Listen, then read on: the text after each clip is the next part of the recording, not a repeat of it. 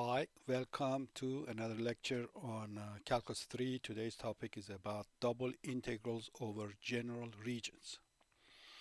Last time we talked about double integrals over rectangles, and we want to specialize to regions that are not rectangular. So we want to make sense of the following. We have a double integral. Our region is this red region D here, which is not a rectangle, and we want to find out what would be the meaning of double integral of f over the region excuse me, over the region D. So this is what we want to make sense of. The way we do this thing is that we say, okay, let's define a function g by extending our original function to outside, where g will be 0 outside. So g is just f of x and y, f of x and y, where the point x, y is in the region D. Otherwise, 0 onside. So it's just x and y is not in D. Well, then we make a rectangle R that contain the domain D that we have. Of course, our domain D has to be bounded for us to be able to do this, but we assume that region D is a finite region. Its boundary is made out of smooth curves, and so on. So we make this generalization that the double integral of f over d is same as the double integral of g over r.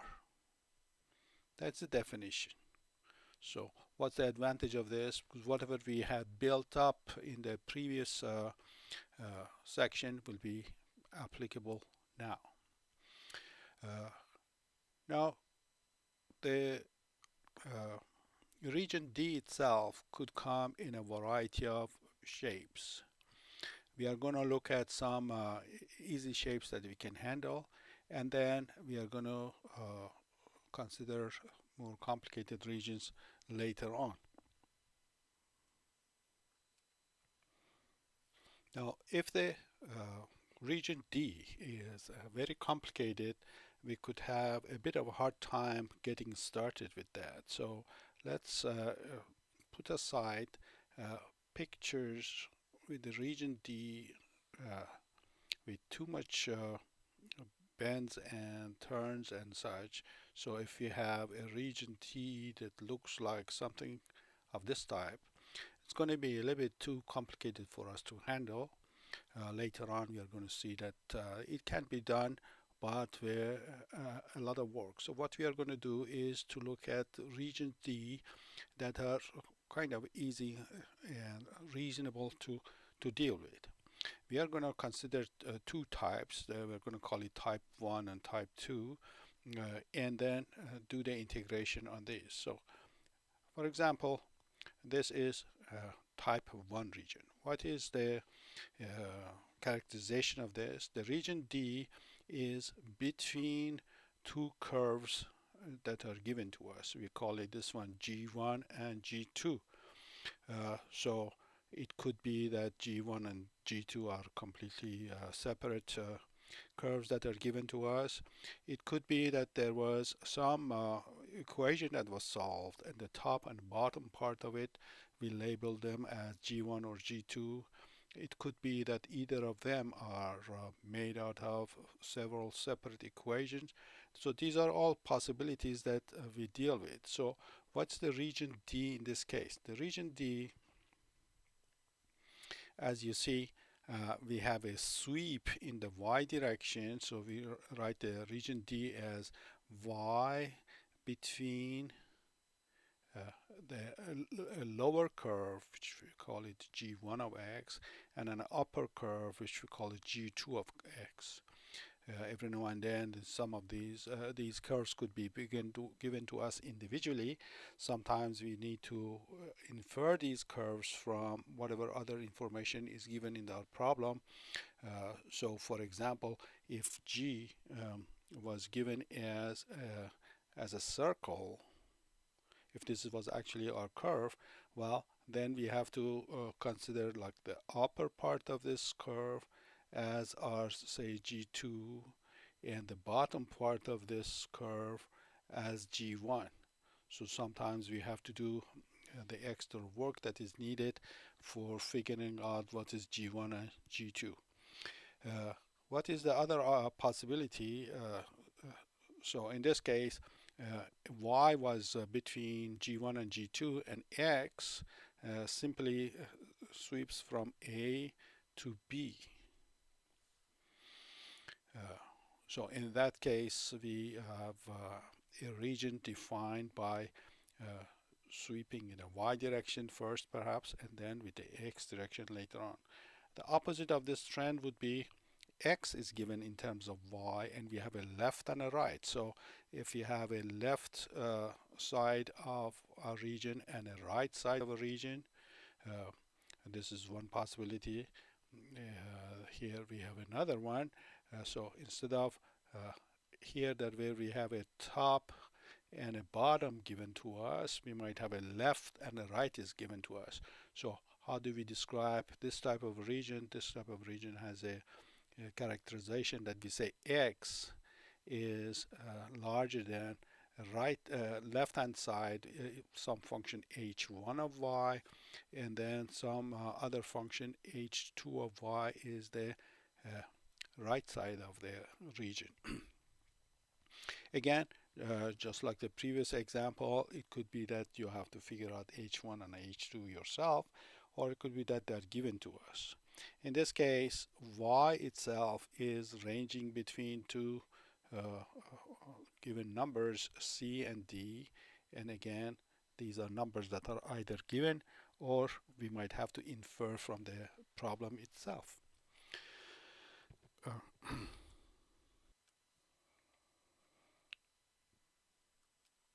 So how does our integral look in either of these two cases?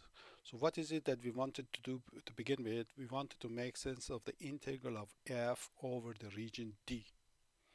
For sake of definition, we wrote it as integral of g over r, but how do we do it in a particular case? So for example, in this case, which we call like case 1, we are going to travel in the y direction first. So I write our integral from g1, that is the lower curve, to g2, which is the upper curve, and then I'll have my function f of x and y, and then I integrate it from low to high, from g1 to g2, going in the y direction. Once that is done, then I travel in the x direction. So I say from the left side of the curve A to the right side of the region B, I'm going to do this integral with the x being our increment, and that's going to be my integral. So if I want to write the double integral of f over the region D, dA, it's going to be written in this style.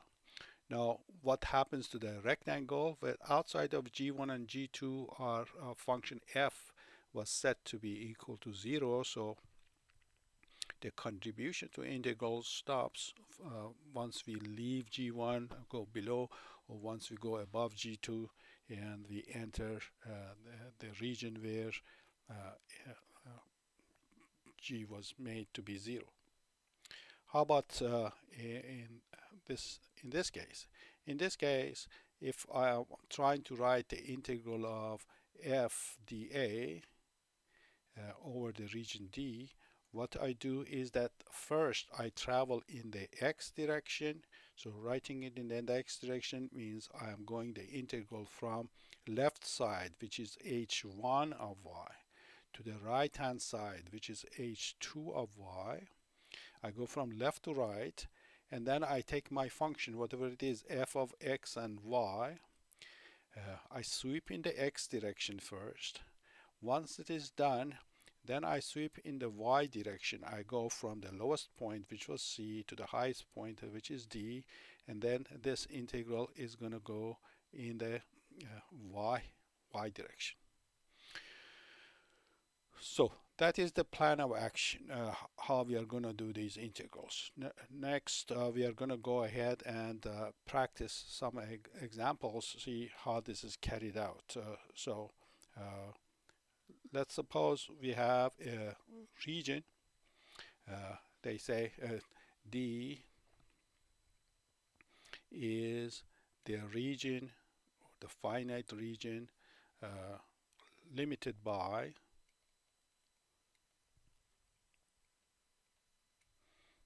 y is equal to square root of x and y is equal to x cubed.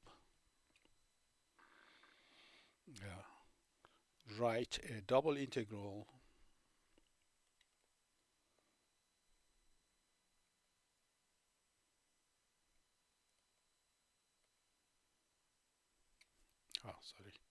integral over d.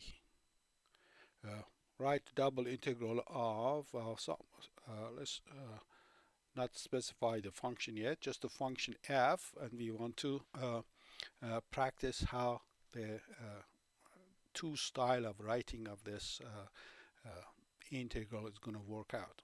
So I have integral of some function, so I have something f of x and y.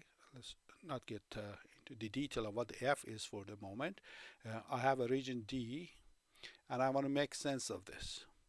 We said we have two options.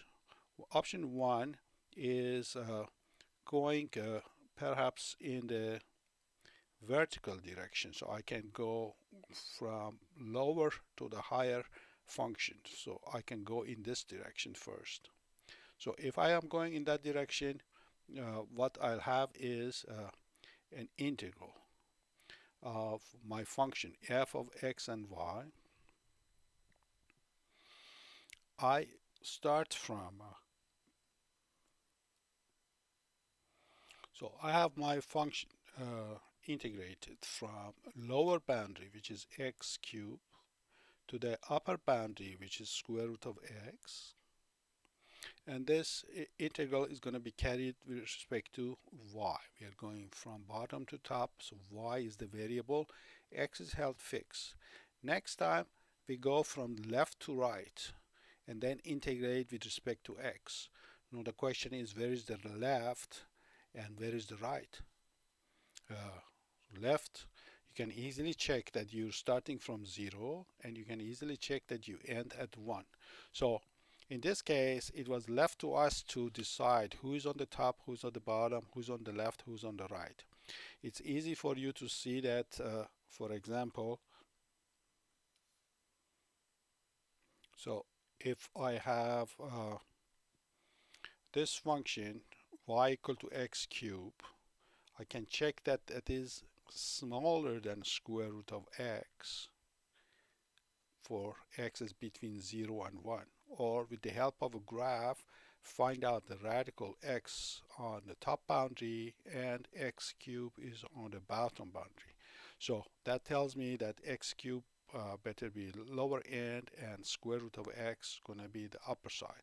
Or you can use your knowledge of calculus 1 to figure out this is the bigger quantity than x cubed between 0 and 1. How about left and right? This left point, well, we set these two functions equal to each other, like you write square root of x. So suppose I have y equal to x cubed and y is equal to square root of x. How do I find their intersections? Of course, I set them equal to each other. Perhaps square both sides, so it becomes x6 is equal to x.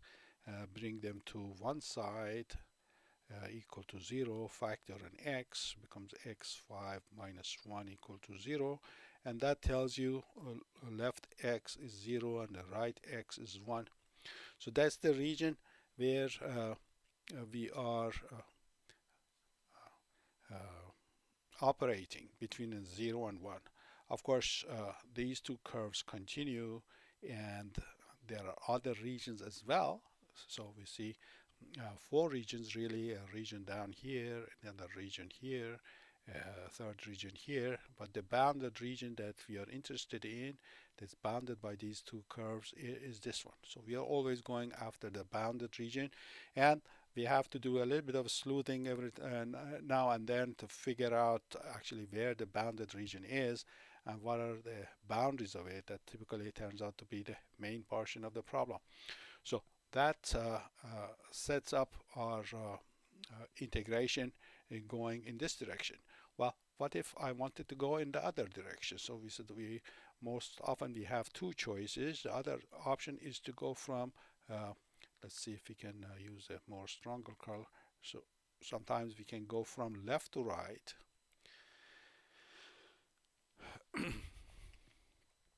In that case, we need to know that for a specific y, where does the left start and where does it end? So what I need to do is to turn this function around, that instead of describing y in terms of x, I have to describe x in terms of y. So if I square both sides of this equation, I get x equal to, of course, y squared. So the red curve is x equal to y squared. It's a parabola opening to the right hand side. Uh, how about this blue curve? This blue curve is, excuse me, this blue curve originally was given to us as y equal to x cubed. Well, how do I describe it as x in terms of y? So that one, it's easy. We just solve the equation. We say x is equal to cube root of y. So every now and then we have to turn our function around. It might be given in terms of one variable. We change it to in terms of the other variable. So this integral also can be written as, so we have a double integral. Is the inner function is same thing, but now we are moving in terms of x, in direction of x first. In direction of x, the left is x equal to y squared, so that's where I start at, and ends up at cube root of y. That's where I stop. It so happens that my starting y is 0 and my ending y again is 1, the same way that it was in the going in the data accidentally. This so if I have it accidentally turned out that going from left to right, it was the boundary was from 0 to 1, and going from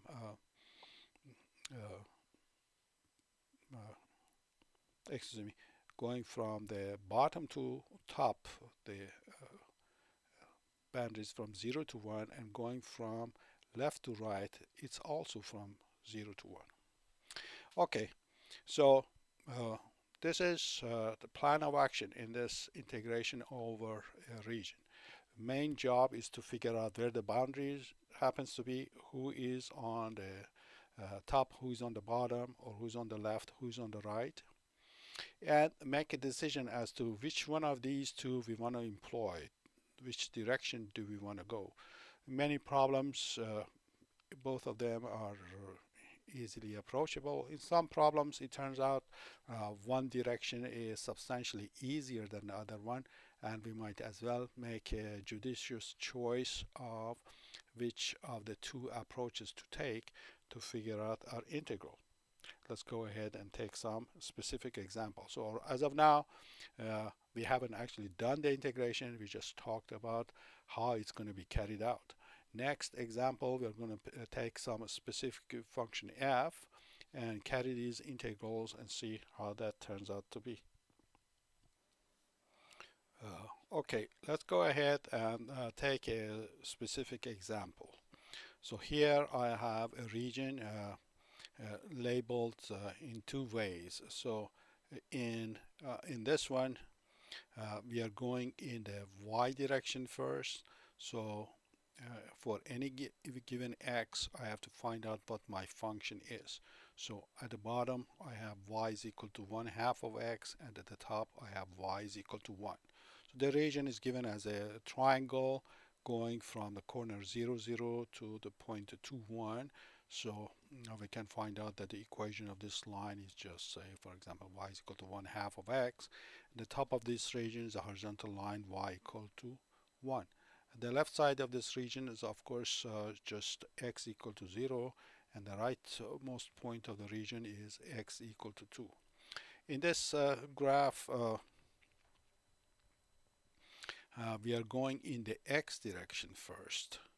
In the x direction, we specify a certain y and then figure out how do we go from the left to right. So we take this function and turn it around. We write it x is equal to 2y.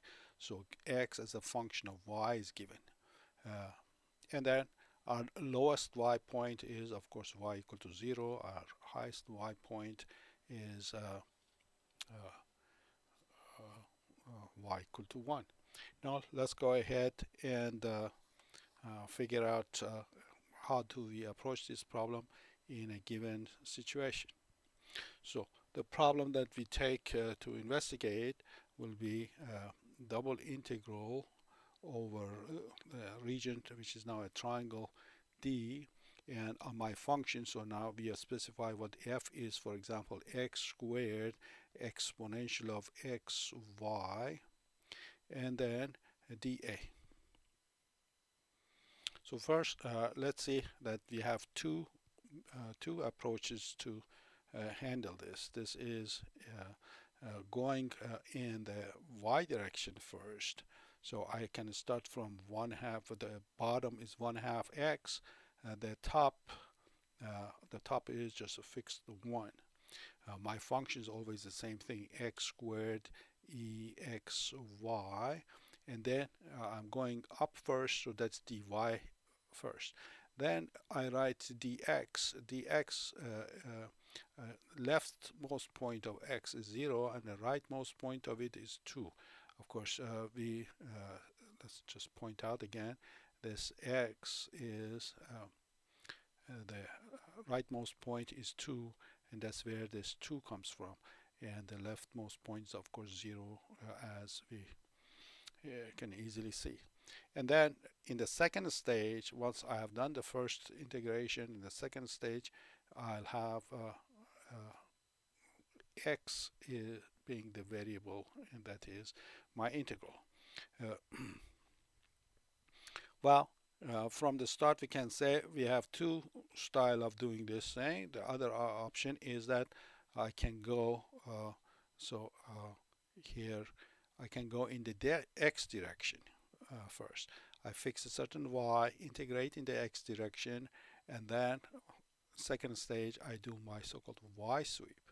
My function is the same function as before, so I just go ahead and write x squared exy, and now I go x direction first. So my x goes from 0. You notice that my x I go from 0 here on the left to the right. Is going to be x given in terms of y. Remember, we fixed the y and we go from left to right, so it goes from x equal to 0 to x equal to 2y. Once that is done, then it's the dy turn. dy y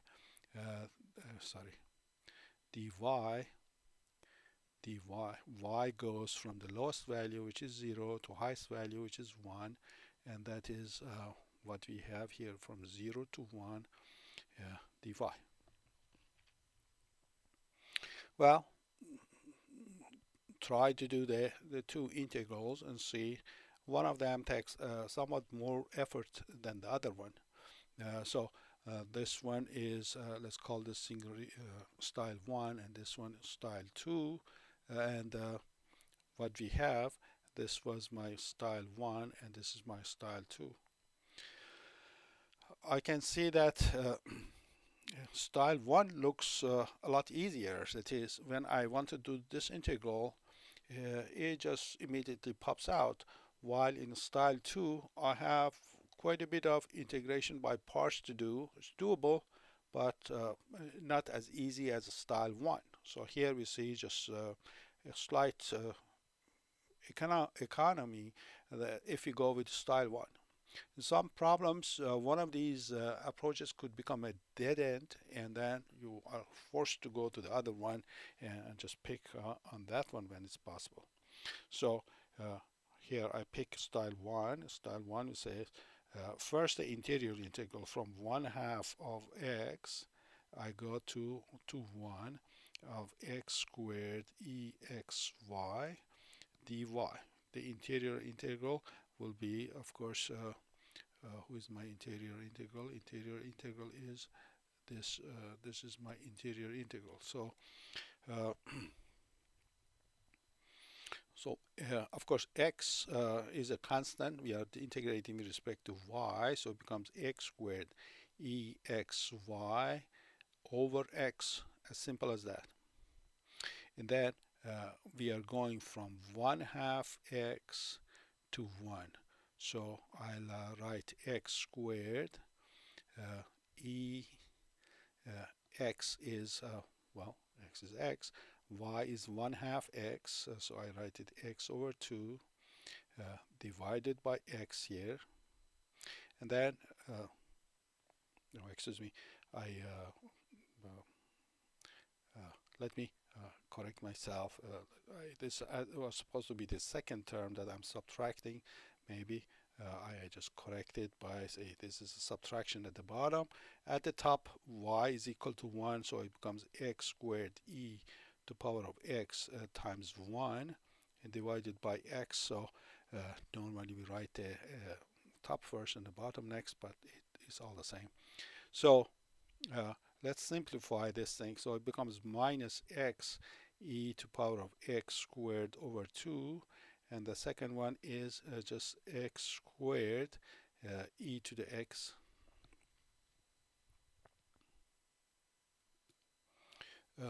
Let me also make this correction. We are still dividing by x here, so it's going to give me minus x exponential of x squared over 2, and then this is just x exponential of x. So next we have to do the integration, the exterior integration, which is from 0 to 1. So to mention this thing again, we were integrating from 0 to 1. We still have to carry out what we have done is excuse me, this one, we have to carry out the integration from 0 to 2. What we have done is this interior integral. So we are going to the exterior, going from 0 to 2. So I write, let me correct this. So I had 0 to 2, and then I have minus x exponential of x squared over 2 plus x exponential of x, and all of this thing is dx. Two integral carry out. Let's separate them. So these are standard integrals from calculus 1, x exponential of dx from 0 to 2. So that is going to be, what's that? We do integration by parts, or we just guess our way to the answer here. Is exponential of x minus exponential of x. So I have to calculate this thing between 0 and 2. So that's going to be 2 exponential of 2 minus exponential of 2, and at 0 I will have minus 1. So that is that one.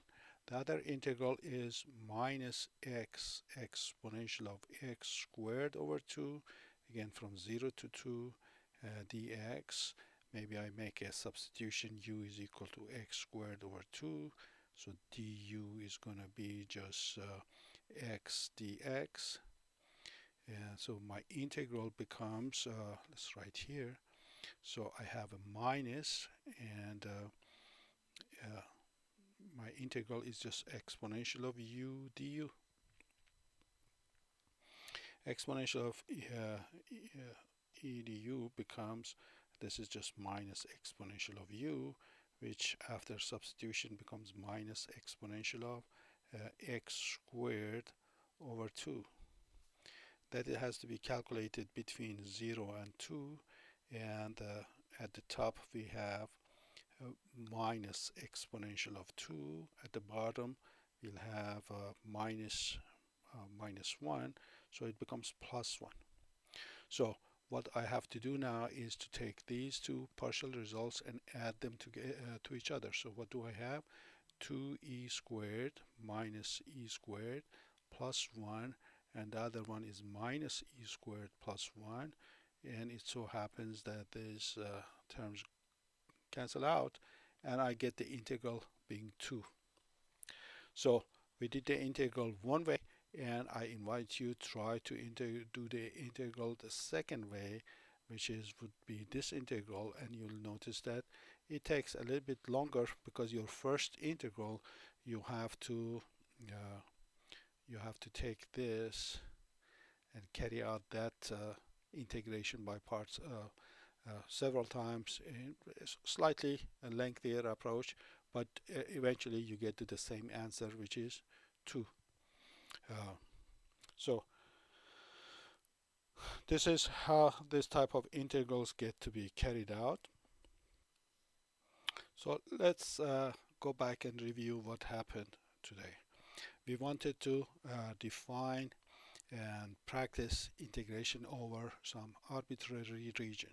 So arbitrary region with certain limitations. First of all, it's bounded, and its boundary is made up of a few smooth curves. We put it all into a rectangle and extend our original function from inside the region. So we have function defined inside a certain region. We extend it to the exterior, and on the exterior we set it equal to 0. That's gonna make it possible for us to define what the integral is. It's the integral over this rectangular region. In practice, how do we carry out? We are gonna apply Fubini's theorem, which tells you you can calculate this integral by a set of iterated integrals. So we consider first regions where this region D can be described by either type 1 region or type 2 region. Type 1 region had a top and a bottom, which we could figure out, and then we carry the integration from bottom to top, and after that is done, we go from left to right. The top 2 regions were the regions that had definite left and right. We can express our boundaries as x as a function of y, and left one function and right some other function, and then our region over our integral over region D could be written as this type of iterated integral. Many problems you have a choice of going one or the other, and they are equally acceptable. Some problems one is slightly faster than the other one, and some problems it turns out that one of them is the way to go, and the second one might be a total dead end in terms of difficulty. So here we practice what it means for having two choices for us. We consider just some general function f. We didn't specify what it is. We just played with the boundaries. Here the top was given as y is equal to square root of x, and bottom was given as y is equal to x cubed. So going from bottom to top, we go from x cubed to square root of x, and do the integration with respect to dy first. After that is done, We go from the leftmost point, which happens to be 0, to the most rightmost point, which happens to be 1, and we carry out that integral. Then we had a second option. The second option was turn these functions around. So this parabola, we can write it as x equal to y squared. And this function, we can write it as x equal to cube root of y. So we can go from y squared to the cube root of y, and then go from the left to right, which in this case accidentally happened to be the same point. In many problems, you have to kind of work to figure out what the other expression of these functions happen to be, and you might have to try to figure out what the left and right or top or bottom happen to be. So you might need to do a little bit of geometry before you get settled in your integration. Here was a simple example. We had a function to be integrated over a triangular region. So D is a triangle specified by this point origin of point 2, 1, and the top is a flat line. And so is the left side. So we wrote both types. Type 1 going in the y direction first. We went from 1/2 x to 1. That was going in the y direction. Then going in the x direction, we went from 0 to 2. That is type 1 integration. Type 2 integration would have been good to go from the left to right first. So left is 0 and right x is 2y. We take this equation, turn it around, and write it as x equal to 2y. That is how we have our left and right limits. So our integral goes from 0 to 2y. That's type 2. We continued with type 1. It looks easier because I can take my interior integral immediately, and then the exterior integral I had to just do a slight integration by parts and one substitution, and that was easy to carry out, and we got a 2 at the end. So that is the lecture for today, and see you next time. Until then, good luck and God bless.